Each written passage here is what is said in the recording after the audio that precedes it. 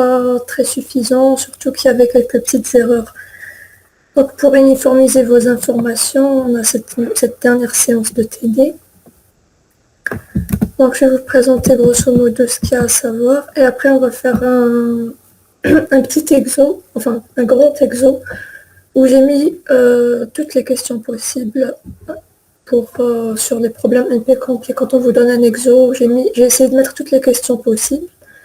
Comme ça, vous aurez une idée sur comment répondre sur chaque type de question.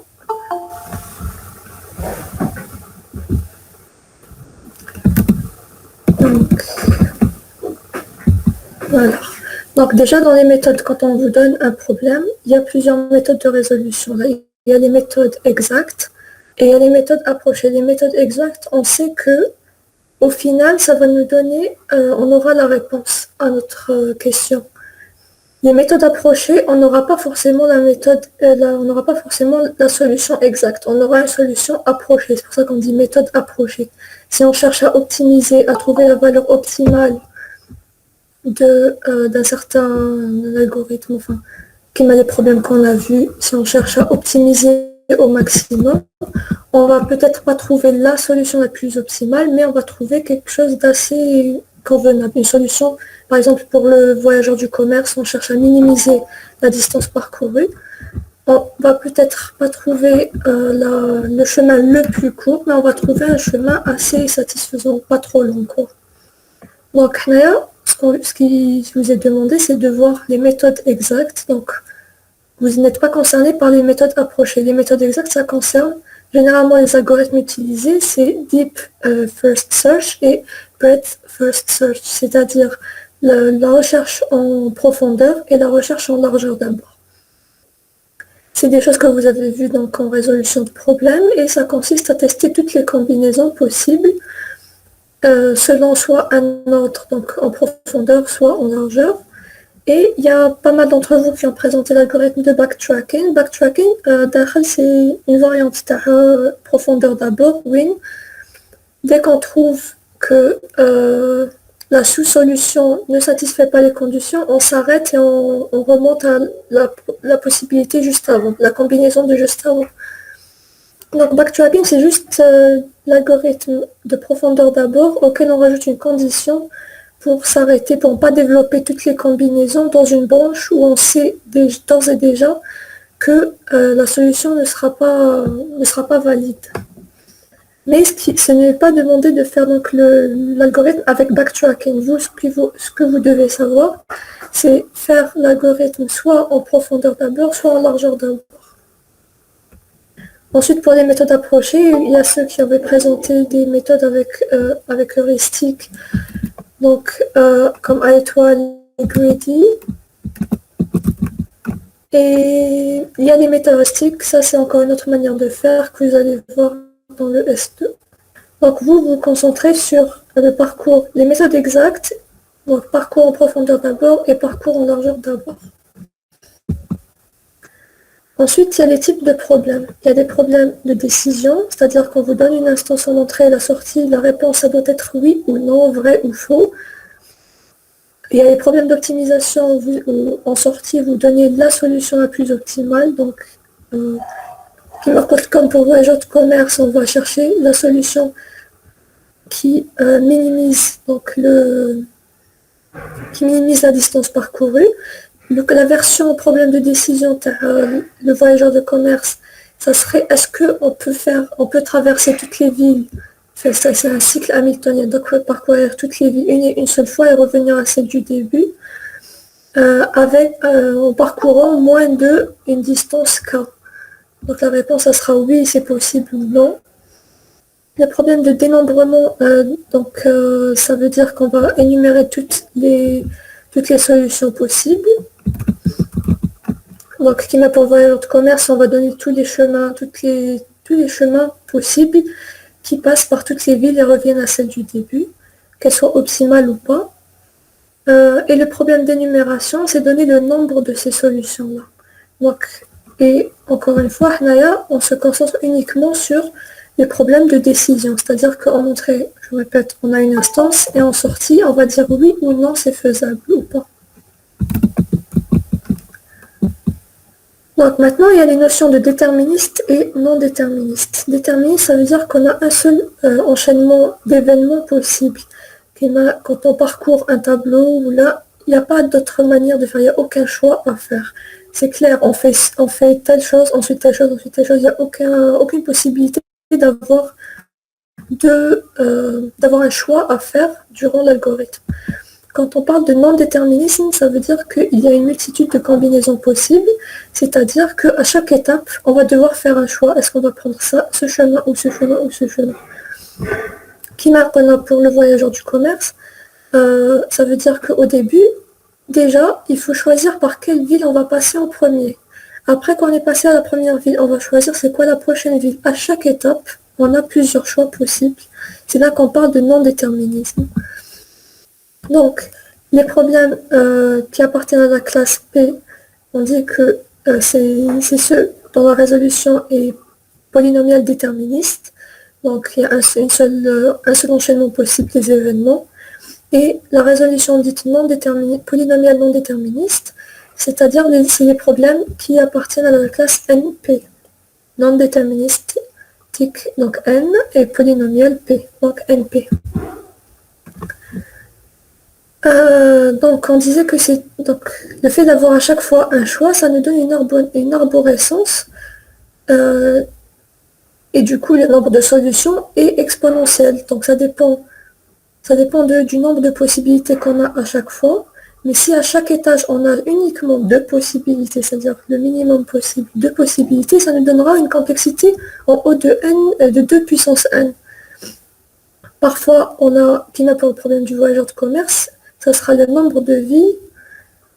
Donc à chaque étape, on aura le choix entre toutes les villes accessibles par le nœud Lyrain-Affaire. Donc ça sera plus que 2 puissance n. Mais déjà, le minimum possible, c'est 2 puissance n et c'est exponentiel. Alors, s'il est possible un moyen de générer et de vérifier en parallèle. Donc, non-déterminisme, il y a le fait que, là, on dit que, imaginons qu'on ait une machine qui puisse générer toutes les combinaisons possibles en parallèle. Si on pouvait générer toutes les combinaisons possibles en parallèle et que la génération de une de ces combinaisons possibles se fait en temps polynomial, ça veut dire qu'on pourra générer toutes les combinaisons possibles en temps polynomial, vu que c'est en parallèle.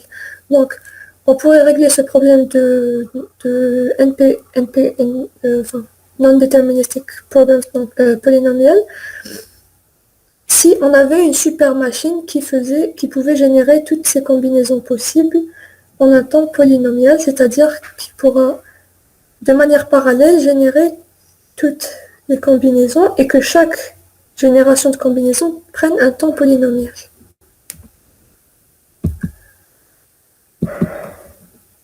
Et que la vérification, bien sûr, la vérification de chacune de ces combinaisons soit aussi en temps polynomial.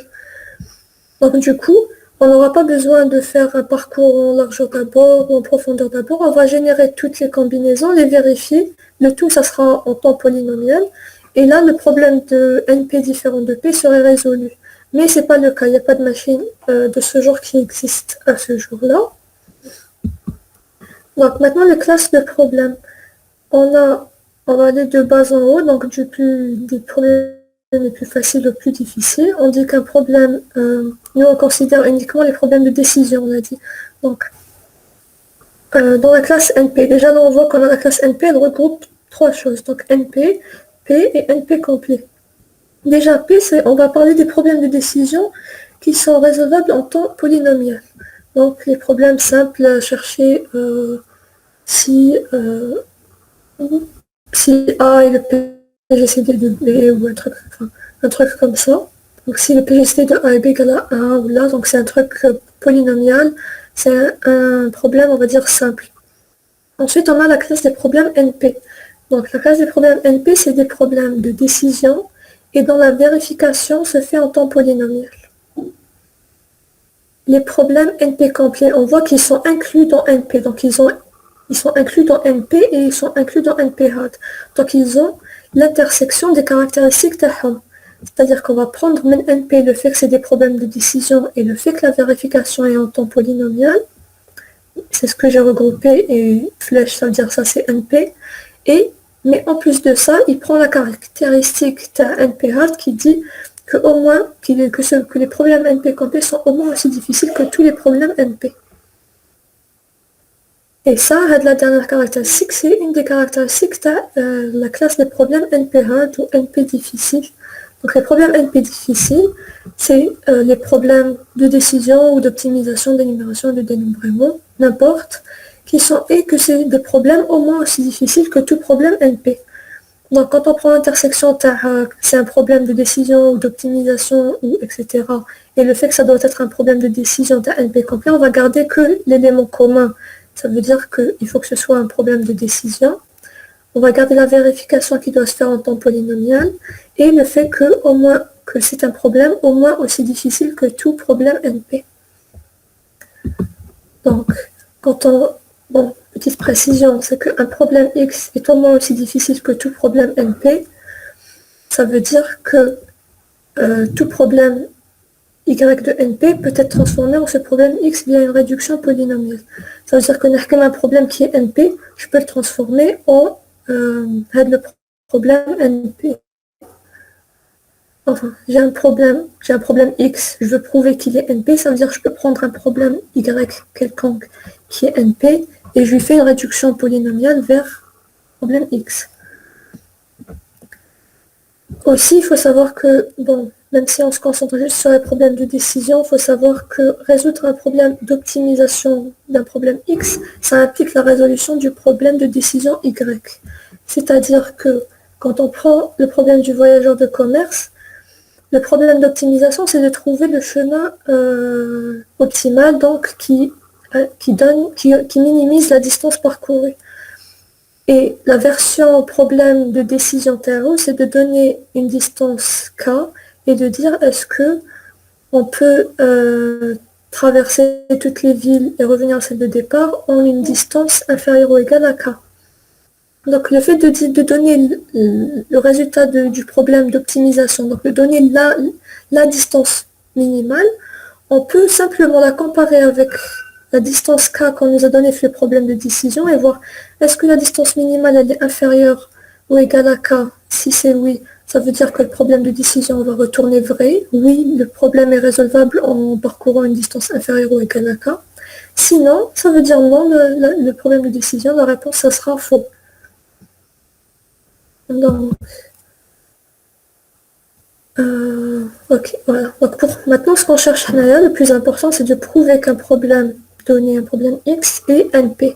Pour ça, il faut clairement préciser, il faut dire que le problème est un problème de décision, c'est-à-dire, la réponse est oui ou non, intraitable, c'est-à-dire qu'il faut donner, soit donner, ça dépend des questions qu'on vous donnera, soit donner l'algorithme de résolution profondeur d'abord ou largeur d'abord, et dire que sa complexité, elle est exponentielle. Ça, c'est la première condition à donner.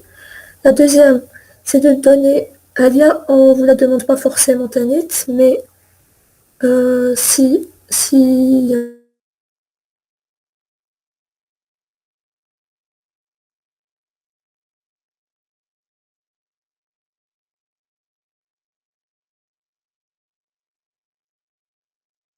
une solution potentielle.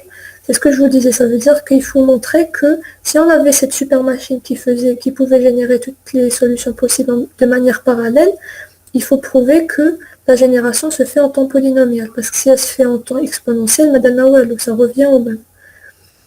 Ça serait exactement la même complexité que le parcours en largeur ou en profondeur. Donc il faut montrer que la génération d'une solution potentielle se fait en temps polynomial. Pour ça, généralement, ce qui vous est demandé, c'est juste de donner un algorithme qui génère une solution aléatoire pour l'instance donnée, et après donner sa complexité qui sera polynomiale normalement. Et ensuite, bien sûr, écrire un algorithme de vérification d'une solution ayant une complexité polynomiale. Donc, on dit que le problème, c'est un problème de décision, sa résolution se fait en temps exponentiel. On dit que la génération d'une solution potentielle se fait en temps polynomial. Et pour vous donner juste un algorithme qui génère une solution aléatoire, mais pour l'instance هذيك. C'est-à-dire qu'on a une instance, et من هذيك l'instance, on une solution aléatoire. Qui met pour voyageurs de commerce, on a un ensemble de sommets, من هذوك les sommets, on va choisir aléatoirement quelques-uns. Enfin, quelques-uns, on va choisir l'ordre, on va les choisir dans un certain ordre aléatoirement. Et l'algorithme de vérification, bien sûr, il faut qu'on connaisse les conditions qui font qu'une solution est valide pour le problème donné. Ensuite, donc ça c'était pour prouver qu'un problème est NP. Maintenant, pour prouver qu'un problème est NP complet, il faut prouver qu'il est NP. Donc vous prouvez à part entière que c'est un problème NP. Après étape 2, vous prouvez qu'il est NP complet. Donc vous dites il est NP parce qu'on vient de le prouver. Et ensuite, il faut prouver que tout problème NP peut être transformé via une réduction polynomiale en X. Donc, Hadia, en principe, si je ne me trompe pas, mais le vraiment en cours. Genre, vous en avez parlé vite fait, mais vous n'avez pas fait d'exemple ou là.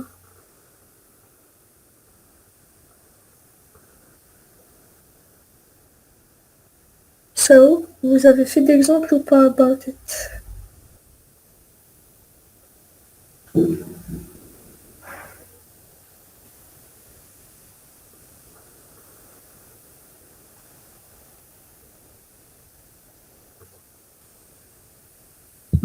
Je crois pas qu'on a fait madame. Ah, ok, merci. Donc, non, mais normalement, je dirais des exemples à dire, mais en fait, il vous est pas vraiment demandé de prouver, parce que ça prend beaucoup de temps de prouver ça, mais avec un peu de logique, en principe, vous pouvez, ça dépend, ça dépend des problèmes qu'on vous donnera. Après Flexo, qu'on va faire, je vais vous montrer une petite manière de faire sans avoir à prouver exactement, parce que vous l'avez pas fait et que ça prend beaucoup de temps. Mais en gros, on sait que SAT, c'est le premier problème prouvé NP complet. À partir de SAT, on a pu passer à 3 SAT. Donc, 3 SAT, le fait qu'on puisse passer de SAT à 3 SAT, ça fait que 3 SAT est NP complet. De 3 SAT, on a réussi à passer au problème de clic, c'est-à-dire la définition de 3 SAT, on a pu passer à la définition de clic. C'est-à-dire en faisant des analogies, en disant que les clauses, ça devient ceci, et les valeurs de vérité, ça devient cela. On a fait un passage vers la définition du problème de clic, et vers celui des partitions, et celui de maillage stable. Et à partir de clic, on est passé au circuit hamiltonien, et du circuit hamiltonien, on est passé au problème du voyageur de commerce. Donc en fait, c'est comme ça qu'on a prouvé que le voyageur de commerce, le problème du voyageur de commerce est NP complet.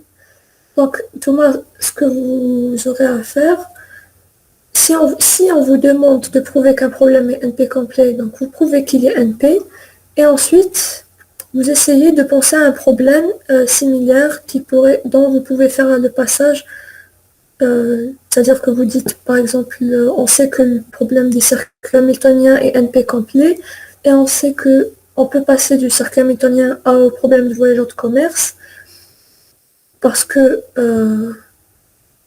on peut passer vers le problème du voyageur de commerce parce qu'il y a des similitudes et que par une réduction polynomiale, c'est-à-dire que vous n'avez pas besoin de donner exactement tout.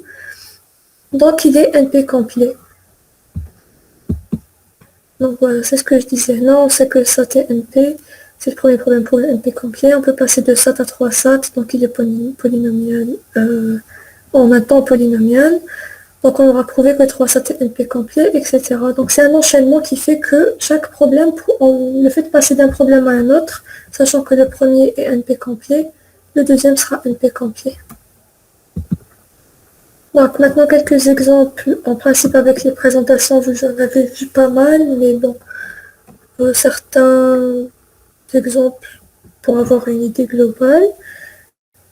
Donc il y a problème de partition. L'instance, ça serait quand vous dit qu'on a S est un ensemble de nombres entiers positifs. C'est tout. Et en question, on va vous dire, existe-t-il un partitionnement permettant d'obtenir deux sous-ensembles S1 et S2, tels que la somme des éléments de S1 égale la somme des éléments de S2. Donc ça, c'est le problème de partitionnement. Maintenant, on peut vous donner une définition similaire, Et on vous dit, on veut obtenir 4 sous-ensembles S1, S2, S3, S4, tels que la somme des éléments de S1 égale la somme des éléments de S2 égale la somme des éléments de S3 et de S4. Donc quand vous avez prouvé qu'il est NP complet, vous dites que le problème de partitionnement avec S1 et S2, enfin en partitionnant en deux sous-ensembles, c'est un problème NP complet. Donc le partitionnement en 4 sous-ensembles, c'est comme si on appliquait 2 fois le problème de partitionnement, et donc il est NP complet. Ensuite, il y a aussi le problème du carré magique qui peut être déduit à partir du problème de partition. On peut vous donner une matrice et vous dire le carré magique, ça veut dire les sommes de toutes les lignes sont égales, les sommes de toutes les colonnes sont égales, et vous pouvez prouver qu'il est NP complet, vous prouvez qu'il est NP, et ensuite vous dites que ça fait penser au problème de partition. Ensuite, le problème du sac à dos. L'instance, c'est qu'on a eu un ensemble d'objets OI, tel que chaque objet OI possède un poids PI et une valeur VI. Et on a aussi une contrainte de poids P max et une valeur cible V cible. Voilà, ça c'est l'instance qu'on nous donne. La question c'est, existe-t-il un sous-ensemble U' de U tel que la somme des poids des éléments donc de U' sera inférieure ou égale à P max, et que la somme des valeurs des éléments de U', donc du sous-ensemble U', soit supérieure ou égale à la valeur cible. Donc on va dire qu'on a n objets et on veut les mettre dans un sac à dos. Chaque objet il a un poids et une valeur. C'est un compromis qu'il faut faire entre, on veut mettre un maximum d'éléments, enfin on veut avoir un maximum de valeurs dans le sac, mais sans dépasser le poids P max. Donc ça c'est aussi un problème de décision. Et le problème du voyageur de commerce qui est plutôt le cas. Donc on a S, c'est un ensemble de n villes, S1, S2 jusqu'à Sn, et que chaque paire de villes est séparée par une certaine distance DIJ. Donc c'est la distance de l'arête SI, SJ. Et on a aussi une contrainte de distance des max, donc la distance qu'on ne veut pas dépasser. Existe-t-il un cycle passant une et une seule fois par chaque ville, telle que la somme des distances parcourues soit inférieure à des max. Donc on veut trouver un chemin qui passe par toutes les villes en minimisant la distance parcourue. Et la distance parcourue des max, c'est ce qu'on nous donne, enfin c'est ce qu'il ne faut pas dépasser. Donc c'est là qu'on dira oui ou non, on a dépassé ou pas. Donc le type de question qu'on peut vous donner, on peut vous donner un problème et on vous dit illustrer un exemple d'une solution correcte et une solution incorrecte. Par exemple, pour le problème du voyageur de commerce, vous pouvez donner un chemin qui donne, si la distance minimale, on vous dit la distance minimale c'est 5, vous donnez un chemin qui donne 15, ou bien ça c'est une solution incorrecte. Et si vous donnez une solution où la distance parcourue c'est 3 au lieu de 5, enfin la limite c'est 5 et que vous donnez une solution avec 3, ça veut dire que c'est une solution correcte. Donc on peut vous demander sur un petit exemple de donner un cas de tête, une solution correcte, enfin visuellement une solution correcte et une solution incorrecte. On peut vous demander de donner des structures de données adéquates pour représenter une solution. Donc, qui va pour le voyageur de commerce, on a des sommets et on cherche un enchaînement de sommets qui nous donnera une distance inférieure à la distance max précisée. Donc ça peut être un vecteur où on a chaque deux cases qui se suivent, donc chaque deux sommets qui se suivent, ça veut dire passer de S1 à S2, etc.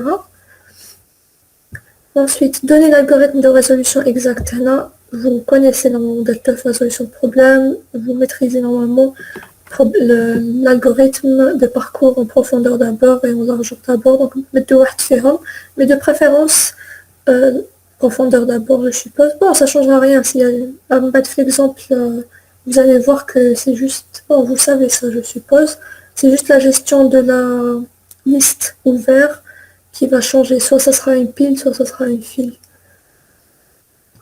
Et ensuite, on peut vous demander estimer approximativement la taille de l'ordre de résolution et en déduire l'ordre de complexité de l'algorithme de résolution. Donc, ça veut dire donner la complexité de l'algorithme en profondeur d'abord, mais attention, il faut l'adapter au problème.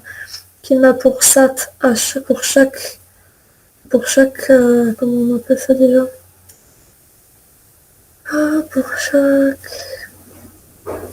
Pour chaque xi, on peut avoir soit vrai, soit faux. Donc on a deux possibilités à chaque niveau, donc ça sera 2 puissance n. Pour un autre problème où on a plusieurs possibilités, si on a k possibilités à chaque fois, ça sera k puissance n. Il faut adapter, il ne faut pas donner automatiquement 2 puissance n. Donc ensuite, on peut vous demander de proposer un algorithme qui génère une solution aléatoire au problème. Et là, c'est pour prouver que la génération, si on avait une super machine non déterministe, on pourrait générer toutes les solutions en temps polynomial. Donc là, c'est un algorithme très simple pour générer donc une solution aléatoire. Et attention, en entrée, il faut donner l'instance du problème. Donc on donne par exemple l'ensemble des sommets, il faut les donner en entrée, après on va choisir aléatoirement certains de ces sommets, ou ça dépend du problème. Ensuite, quels sont les critères que doit satisfaire une solution donnée S pour être valide? Donc voilà. Là, on peut vous demander d'énumérer c'est quoi les critères qui font qu'une solution S est valide ou pas. Qui met pour le problème de voyageur de commerce, c'est qu'on calcule la somme. Il faut vérifier que chaque deux sommets qui se suivent, la solution, il existe réellement un chemin entre eux et que la somme des distances parcourues soit inférieure ou égale à donc la valeur K donnée. Et que on est bel et bien passé par tous les sommets. Donc là, par exemple, pour voyageurs de commerce, il y a ces 3 conditions-là. Donc il faut juste les énumérer. Et après, on vous dit donc proposer l'algorithme de validation ou de vérification d'une solution et calculer sa complexité. Donc là, on va mettre en œuvre, on va les mettre sous forme d'algorithme, et les critères qu'on doit vérifier, on les met sous forme d'algorithme et on donne la complexité. Tout ça, c'est pour à la fin déduire la classe du problème, bien sûr. Donc à la fin, on va vous dire de déduire la classification associée au problème étudié, justifier votre réponse. Donc il faut prouver si c'est un problème, ça dépendra donc de ce que vous avez trouvé comme complexité, comme il faut dire que c'est un problème de décision, on a dit, donc la complexité de l'algorithme de résolution, si elle est exponentielle et que la génération et la vérification d'une solution est polynomiale, vous dites que c'est NP, et après vous essayez de voir si ça peut devenir carrément NP complet. Bon, en même temps, vous devez savoir c'est quoi les problèmes qui sont prouvés NP complet pour vous faciliter les choses. Okay.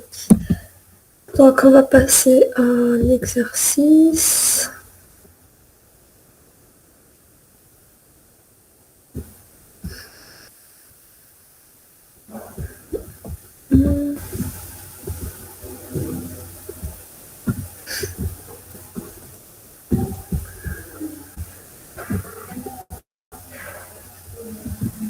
Est-ce que vous voyez l'exo comme ça?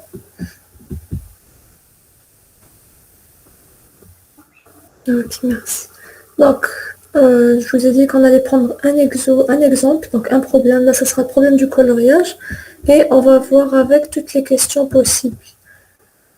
Donc, la définition d'un problème de coloriage, c'est quoi? C'est tout comme le problème de clic. Donc déjà là, on vous donne un petit indicatif que vous pourrez utiliser à la fin pour déduire la classe du problème.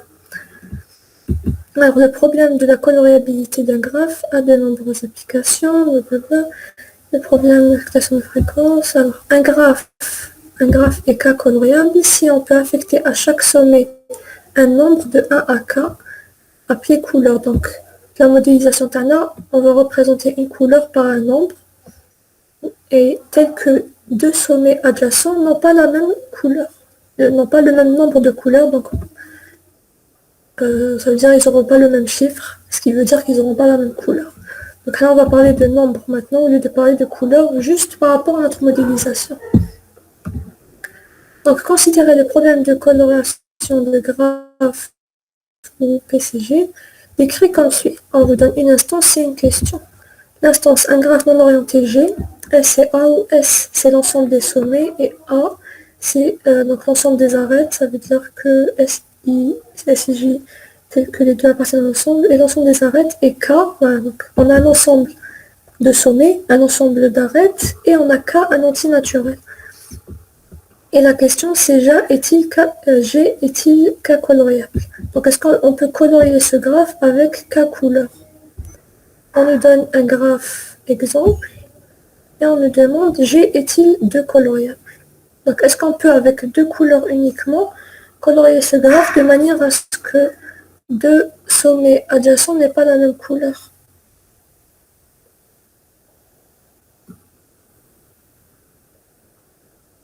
Non.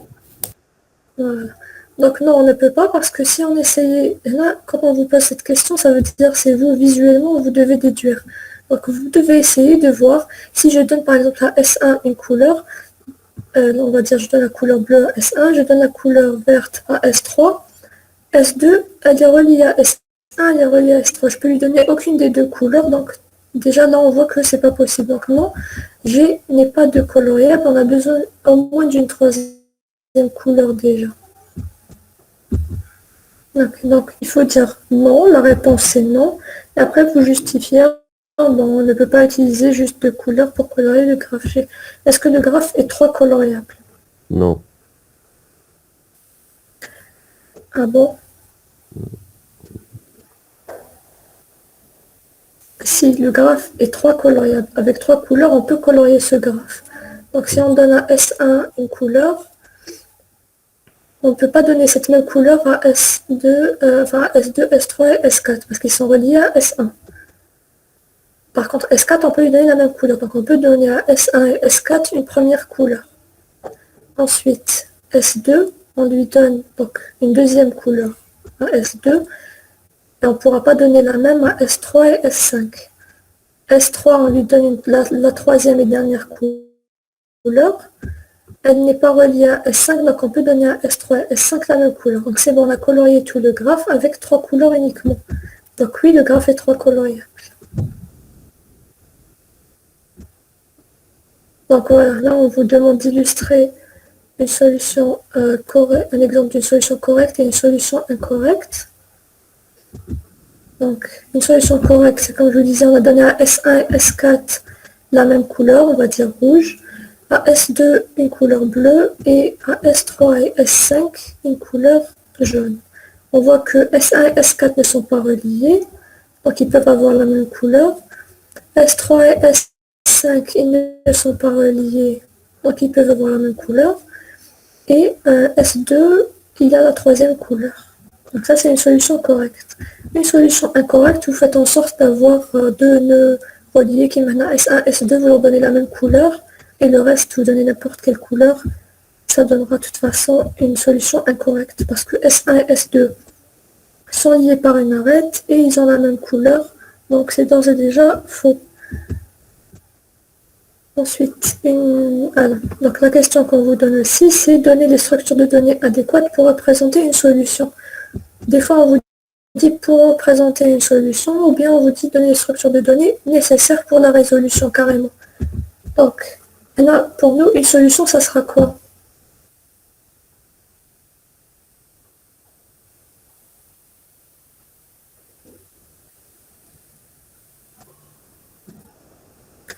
Un graphe colorié, ça c'est visuellement pour nous. Maintenant, comment on le représente? Une liste Là, on a chaînée. besoin, chaque sommet, on a besoin... Une liste chaînée. J'entends pas bien. Une liste chaînée. Chaque graphe, il a Ah, une une liste chaque chaînée, moi, sommet, il a une liste avec ses suivantes. non, en fait, c'est plus simple. On peut juste donner un vecteur où l'élément à position, enfin, et on donne, ça sera un vecteur de couleur en fait, donc un vecteur d'entier. Quand on a, par exemple, le chiffre 1, la première case du tableau, ça veut dire le sommet 1, on lui affecte la couleur 1.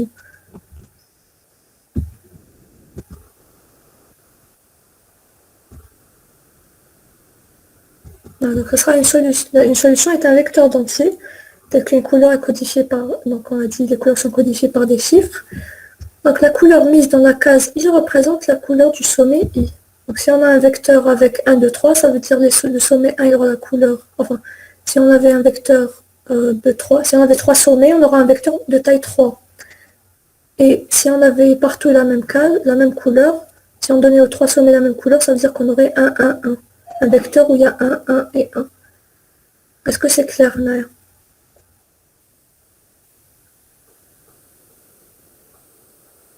Là, au final, on veut affecter des couleurs au sommet.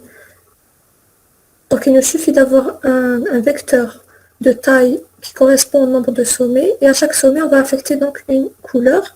Au lieu de faire un tableau à 2 dimensions, donc, ou bien un tableau d'enregistrement sommet-couleur, il suffit de prendre la convention que la case là représente le sommet l'oul, la case deuxième, sommet deuxième, etc. Et donc, on mettra juste les entiers qui correspondent aux couleurs à l'intérieur.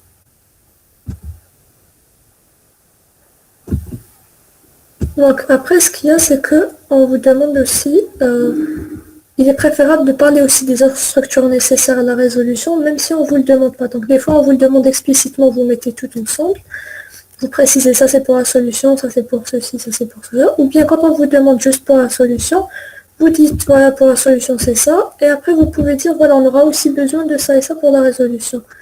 Donc là pour la résolution, on aura aussi besoin de la matrice d'adjacence de taille n au carré avec n le nombre de sommets. Parce qu'on a besoin de savoir les sommets qui sont reliés par une arête, de connaître les sommets qui sont reliés par une arête ou pas. On aura besoin bien sûr d'une liste ouverte et d'une liste fermée pour l'algorithme donc de parcours, profondeur ou largeur d'abord, pour pouvoir faire toutes les combinaisons possibles. Donc à du un toujours par défaut, et là ça dépend du problème traité. Est-ce que c'est clair pour la définition comment représenter une solution, Naya?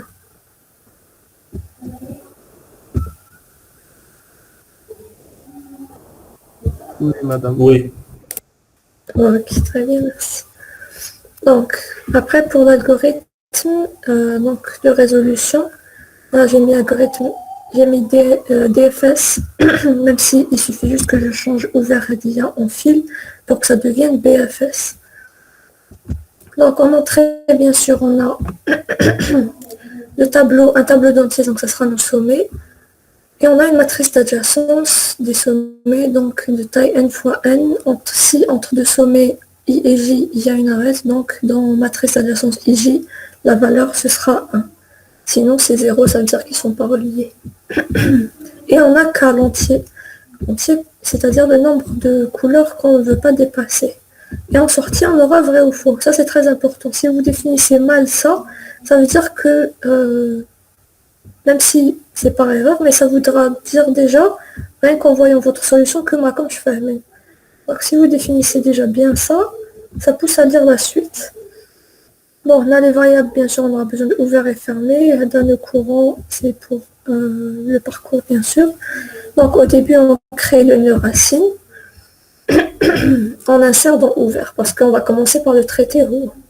Donc, tant que mon vide ouvert, c'est-à-dire tant qu'il y a encore des nœuds à traiter, à développer, et qu'on n'a pas atteint donc l'état but. L'état but TANA, c'est quoi? C'est de trouver une solution où une solution où on a colorié donc tous les sommets et que le nombre de couleurs est respecté. Donc, tant qu'on n'a pas atteint ce but et qu'il y a encore des sommets qu'on peut traiter, on va faire quoi?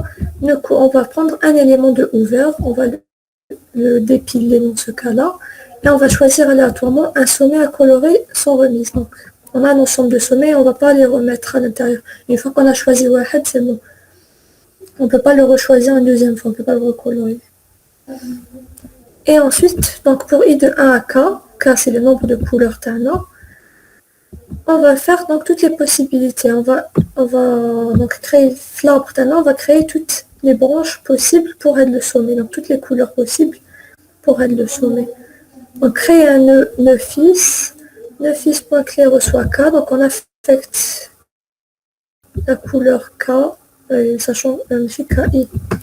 On affecte la couleur i, parce qu'on a pour i de 1 à k, donc on va créer un nœud pour chaque couleur possible du sommet qui est en cours de traitement. Et on fait nœud courant point fils de I parce qu'on a un certain nombre on a K fils, c'est pas juste un ordre binaire où on a fils gauche et fils droit, on a K fils, donc c'est un vecteur fils de I, reçoit donc le nœud fils ADA auquel on vient d'affecter la clé I.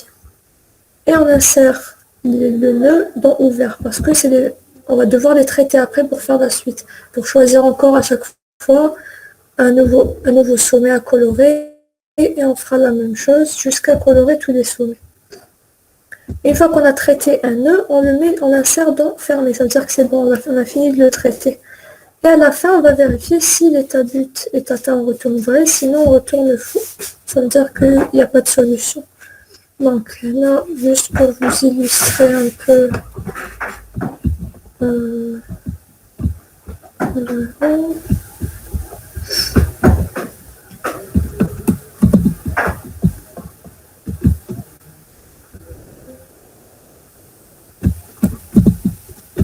voilà, là on aura ça sera le nœud initial alternant.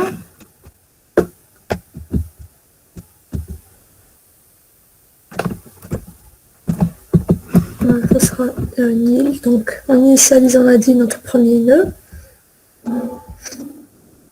Ensuite, on va choisir, on avait dit qu'on choisirait aléatoirement un sommet à colorer. Donc on va choisir un sommet à colorer, ça représentera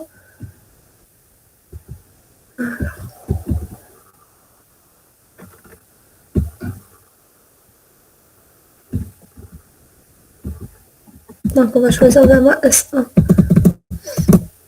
Donc fait de la ligne, fait de la rangée, on va traiter les couleurs possibles pour S1. Donc là on va voir par exemple 1,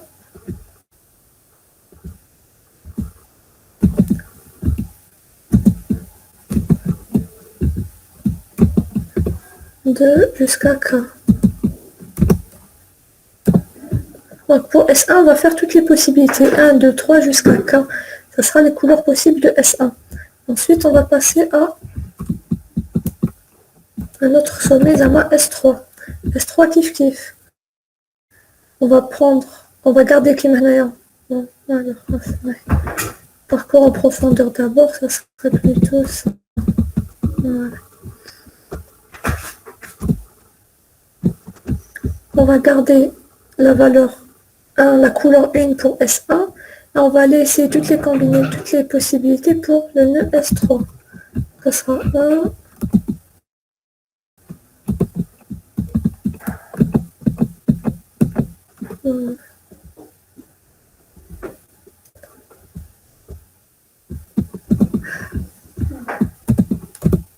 Donc Naka moins 1 et Naka.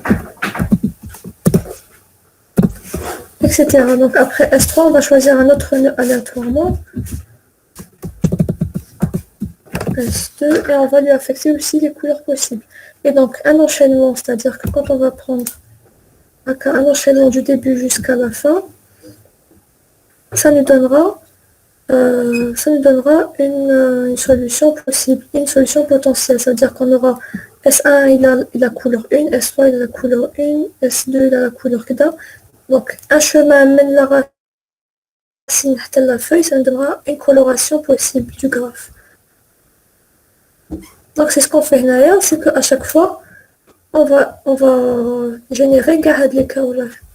À chaque fois, on va générer les fils possibles, on va les mettre dans ouvert et on va les traiter dans un certain ordre. Donc quand c'est une pile, on va les traiter de manière à ce qu'on fasse un parcours en profondeur d'abord. Donc ça, il faut savoir, vous connaissez le principe général, il faut juste savoir l'adapter au problème que vous êtes en train de traiter. Donc là, pour la complexité, on a K couleurs et on a, je crois qu'on a N nœuds. Donc la complexité, elle sera en haut de K puissance N. Voilà, parce que à chaque étage, on a K couleurs. Donc c'est une combinaison de K fois K fois K pour combien de fois? À chaque fois pour chaque sommet, donc N fois. Donc ça sera K fois K fois K N fois, ça veut dire K puissance N. La complexité, elle est exponentielle. Donc voilà, là, il faut donner une petite explication. Quand vous donnez la complexité, il faut donner une petite explication de une ou deux lignes pour montrer que vous ne touche pas n'importe quoi, que vous avez bien compris. Ensuite, là, vous pouvez préciser. Il faut donner, attention, là, il faut donner le cas général. Parce que la question, je vous rappelle la question, on dit est-ce qu'il est cas coloriable? Donc il faut donner le cas général. Après, vous pouvez préciser ou pas. Donc pour une instance de problème K, la complexité est donc de 3 puissance n. Mais le cas que vous donnez le 3 puissance n, c'est faux parce qu'on cherche la question, on vous a dit la question Tana, c'est est-ce qu'il est cas coloriable? Donc on veut un cas général. Ensuite, proposer un algorithme qui génère une solution aléatoire au problème donné sa complexité. Donc là c'est simple, normalement. En entrée, on a l'ensemble des sommets et on a l'entier K. Et en sortie, on va avoir donc une solution, c'est-à-dire un tableau d'entiers. Donc, en variable, on aura les K couleurs et la solution qu'on va devoir créer. Donc, pour I de 1 à N, donc N, c'est le nombre de sommets. On va choisir une couleur. Bon, là, vous n'êtes pas forcé de faire... On peut faire directement. On a dit que une couleur, c'est un chiffre. Donc, on n'a pas besoin de passer par un tableau de couleurs. Voilà. On va juste affecter des chiffres entre 1 et K aux différents sommets. Donc, soit vous avez une solution, c'est un tableau d'entiers directement. Soit c'est un tableau où vous avez une paire, enfin c'est un tableau d'enregistrement où vous avez le sommet et la couleur. Donc là si on définit que c'est un tableau d'entier et que la case I représente le sommet I, il n'y a pas besoin de faire point couleur, on affecte directement à la solution de I un nombre qui représente une couleur.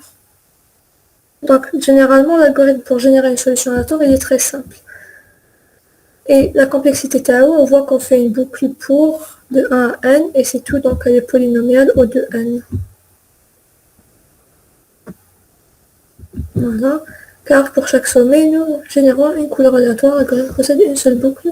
Donc il faut préciser Shuya, une ligne ou deux, pour expliquer votre complexité.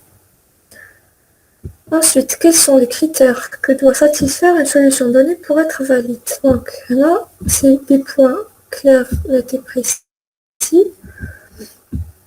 Là, on sait que tous les nœuds doivent être colorés. Donc, la solution Tana, on doit vérifier que toutes les cases possèdent un chiffre différent de 0. Parce qu'initialement, on va dire que 0, ça veut dire qu'il n'est pas coloré. Ensuite, le nombre de couleurs totales utilisées doit être inférieur ou égal à K.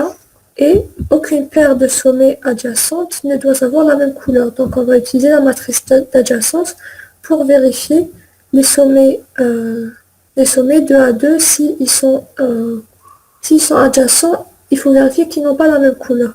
Donc là, c'est les 3 critères Tana pour vérifier une solution. Et là, on nous demande l'algorithme qui fait cette vérification justement et de donner sa complexité. Donc là, on va juste appliquer. Si non coloré solution, alors retournez faux. Après, vous pouvez donner de préférence. Moi, ce que je vous conseille de faire, c'est de donner à K, d'utiliser une fonction non colorée de solution, nombre de couleurs de solution supérieur à K, alors retournez faux. Et après, par la suite, si vous avez le temps, de donner non colorée, qu'est-ce qu'elle fait? Elle parcourt le tableau, elle vérifie s'il y a des zéros, dès qu'elle trouve un zéro, elle retourne faux. Nombre de couleurs, elle vérifie que le nombre de couleurs différentes, donc on incrémente à chaque fois qu'on trouve une couleur jadida, et on vérifie si c'est supérieur ou égal à K. Et donc vous donnez les algorithmes, les fonctions que vous aurez utilisées. Et si vous n'avez pas le temps, au moins vous aurez fait l'algorithme général. C'est mieux que de commencer par essayer de donner trop dans le détail, après mettre un algorithme fini et pratiquement mettre le contrôle. Donc là on vérifie que toutes les solutions sont colorées, que le nombre de couleurs est inférieur à K, parce que s'il est supérieur, on retourne faux. Et là on vérifie la matrice d'adjacence, donc pour I de 1 à K et pour J de 1 à I-1. Pourquoi I-1? Parce qu'on n'a pas besoin de vérifier 2 fois de l'adjacence de IJ avec JI.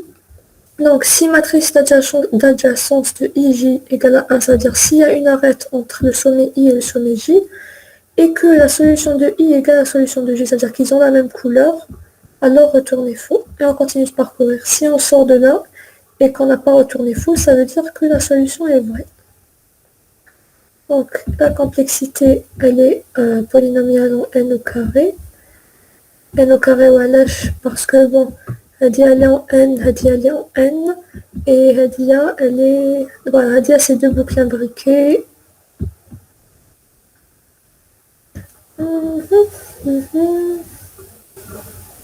Voilà, deux boucles imbriquées. Et là c'est pas AK, c'est un n, voilà. Donc on a pour I de 1 à n, parce que c'est tous les sommets, toutes les paires de sommets qu'on va vérifier. Donc, on a deux boucles de 1 à n au pire cas, donc complexité O de n au carré, car on parcourt la matrice adjacente qui correspond aux deux boucles imbriquées de taille n chacune. Ensuite, la question Sarga, c'est, bon là c'est la question 8 et 9, c'est la même question, mais formulée de deux manières différentes. Donc on peut vous dire, en déduire la classification associée au problème étudié, justifier votre réponse. Donc là, on va dire que, premièrement, premier critère, il s'agit d'un problème de décision intraitable, car l'algorithme de résolution a une complexité en O de k puissance n. Donc on va utiliser tout ce qu'on vient de prouver, mais le faut. Ensuite, deuxièmement, l'algorithme non déterministe se fait en temps polynomial O de n, affectation des couleurs aux différents sommets. Bon, je ne suis pas obligé de préciser ça, on l'a déjà précisé plus haut. Là, quand je parle d'algorithme non déterministe, c'est celui qui génère une solution aléatoire pour nous. Et ensuite, la vérification d'une solution quelconque se fait en temps polynomial, O de n au carré.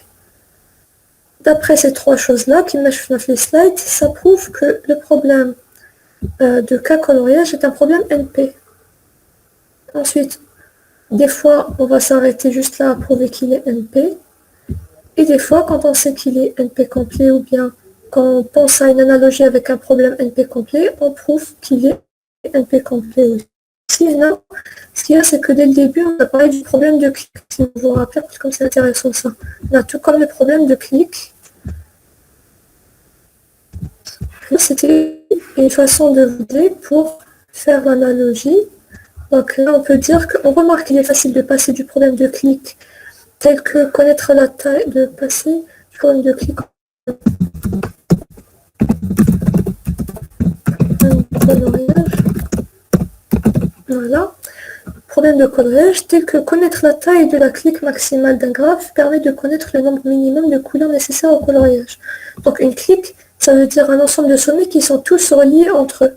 Quand on a 5 nœuds par exemple, tous reliés entre eux, on sait qu'on est obligé d'avoir au moins 5 couleurs. Donc on sait qu'on peut faire un passage.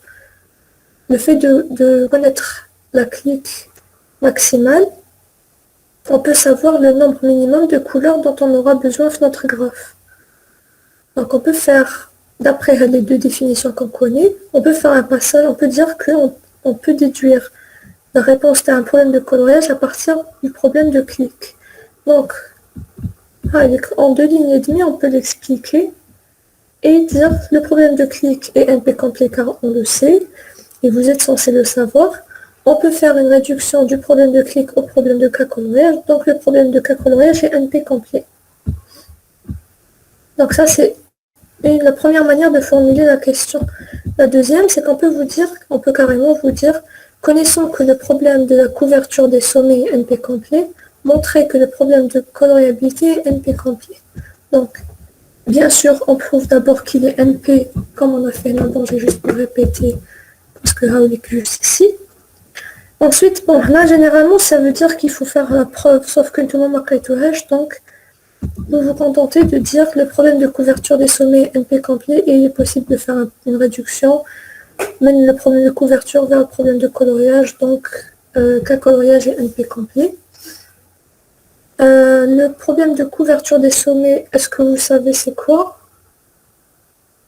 Est-ce qu'il y a des problèmes AK où vous devez savoir, en général on va vous donner une petite description pour comprendre c'est quoi le principe, mais ça aide beaucoup de savoir, de connaître le fonctionnement. Et même si vous connaissez le fonctionnement, des fois on fait des modifications qui marquent comme problème de partition. Le cas de base, c'est deux sommets. On cherche si la somme des éléments de deux sous-ensembles sont égaux. On peut vous donner le problème de partition, mais avec trois sous-ensembles, quatre sous-ensembles. Donc, il faut quand même bien lire la question, mais le fait de connaître le fonctionnement, de connaître la définition du problème de base, ça aide. Le problème de couverture des sommets, ça veut dire que voilà, c'est la même chose. On a un graphe, on a des arêtes, on cherche le nombre minimal on fait un problème de décision, on va vous donner K, on va vous dire est-ce qu'avec avec K sommet, on peut couvrir le graphe. Donc ça veut dire que est-ce qu'avec K, en choisissant K sommet uniquement, on peut couvrir toutes les arêtes. On cherche à ce qu'on choisisse un minimum de sommets de manière à ce que toutes les arêtes soient accessibles. Si on prend S5, on a l'arête S5, S1 qui est accessible, l'arête S5, S2 qui est accessible et l'arête S5, S4 qui est accessible. Donc là, on a couvert 3 arêtes sur 7. Si on choisit aussi S3, on aura encore 3 arêtes en plus qui seront couvertes.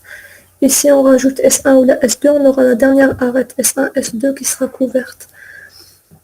Donc le problème de couverture des sommets, c'est ça, c'est qu'on cherche le nombre, on cherche à définir les sommets, mais si le nombre, les sommets, ou bien, si. Quand c'est un problème de décision, on cherche à savoir si le fait de choisir K sommets suffise à couvrir le graphe. Généralement, c'est utilisé pour les surveillances, en imaginant, pour savoir où placer des caméras de surveillance, en imaginant que les arêtes, c'est des couloirs, et S1, S5, c'est des intersections. Les sommets, c'est des intersections de couloirs. Donc, on cherche à couvrir la zone, à couvrir un maximum de couloirs avec un minimum de caméras. Donc, ça, c'était juste pour information. Elle a le problème de couverture des sommets. En principe, c'est bon, c'est tout. Il n'y a pas... c'est pratiquement tout ce qu'il y a comme question possible. Il y a les problèmes NP, NP complet. Est-ce que vous avez des questions?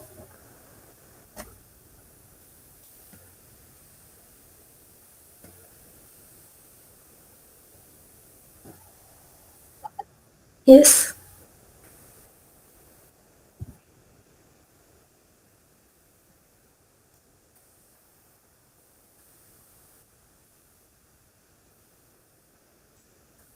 Non, il y a plus. Donc c'est c'est l'ordre qui a été suivi après quand ils ont prouvé qu'ils étaient NP complets. Comme au début c'est SAT, après mes SAT ils sont passés à 3 SAT. Mais après il y a encore problème de voyage de commerce, on peut prouver d'autres choses, bipartition, on peut prouver d'autres choses, qui même partition, on peut passer au problème de sac à dos. Sinon il faut chercher si vous voulez les retenir. Vous pouvez chercher et trouver le graphe complet. Mais en principe, en connaissant juste ça, normalement, vous pouvez deviner, ou bien à la salle énoncée, vous pouvez deviner.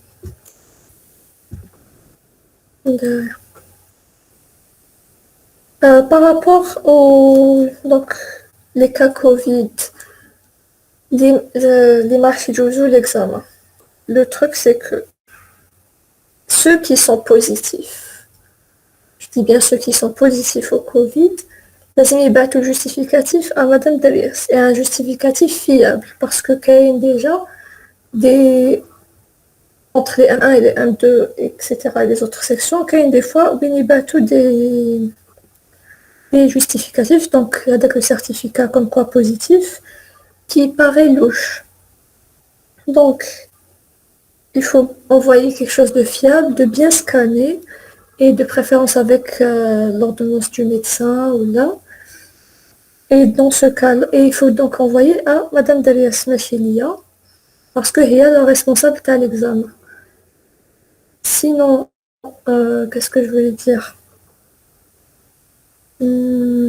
Voilà, donc, et ça sera, si le justificatif تاعهم il est louche ولا اللي يقول لك je pense être Covid, madame justificatif, faudra voir ça avec madame Delès, c'est pas sûr que تحسب comme l'interro, parce que ça serait trop simple. Donc, اللي صح عنده كوفيد وعنده لا بروف وإلا سكان بيان ويبعتها لمدام دريس قبل ليكزامان سي اوكي. لي زوتر faut pas essayer تبلاطونا. Is it clear?